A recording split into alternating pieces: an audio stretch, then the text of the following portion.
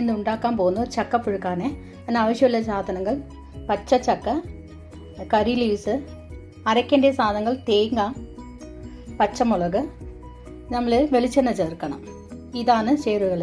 ഞാൻ ആദ്യം തന്നെ വെള്ളം തിളപ്പിച്ച് ഒരു പിഞ്ച് മഞ്ഞൾപ്പൊടി ഇട്ട് വെച്ചിരിക്കുകയാണ്. ഇത് വെള്ളം തിളച്ച് വരുമ്പോൾ ഈ ചക്ക നമുക്ക് വേവിക്കണം. വെള്ളത്തിൽ ചക്ക ഇട്ടു, ആവശ്യമില്ല ഉപ്പിടുക. ഇത് 2 വെളുത്തുള്ളി ചേർക്കാനുള്ളതാണ്. ആവശ്യമില്ലെങ്കിൽ വെളുത്തുള്ളി ചേർക്കുക. കറിവേപ്പില ഇടണം, ചെന്നൈയും കൂടി ഒഴിക്കാം. വേഗം വെന്ത് കിട്ടാൻ വേണ്ടിയിട്ടാണ്. ഇപ്പം ചക്ക നല്ലോണം വെന്ത് കഴിഞ്ഞു. ഇതിൽ നമുക്ക് വെള്ളം ഊറ്റി കളഞ്ഞിട്ട് നമ്മൾ അരച്ച് വെച്ച തേങ്ങ ഇതിൽ ചേർക്കാം.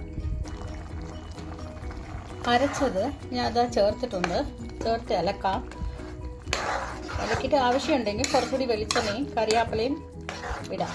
കുറച്ചും കൂടി കറിവേപ്പില ചേർക്കാം. വെളിച്ചെണ്ണ ഒഴിച്ചു കൊടുക്കാം.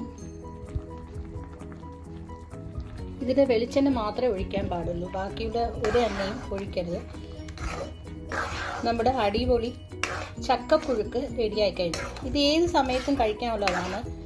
ചപ്പാത്തി, ചോറ് അതൊന്നും ആവശ്യമില്ല. വെറുതെ അങ്ങനെ കഴിക്കാൻ പറ്റുന്നതാണ്. ഈ മഴക്കാലത്ത് നല്ല മഴ വരുമ്പോൾ ചക്കപ്പുഴുക്ക് എളുപ്പത്തിലുണ്ടാക്കി കഴിക്കാനുള്ള ഒരു വേഗത്തിൽ ഉണ്ടാക്കാൻ പറ്റുന്ന ഒരു ചക്കപ്പുഴുക്ക് ആണ്. എല്ലാവരും ഉണ്ടാക്കി നോക്കുക, കഴിച്ച് നോക്കുക, കമൻറ്റ്സ് പറയുക, സബ്സ്ക്രൈബ് ചെയ്യുക.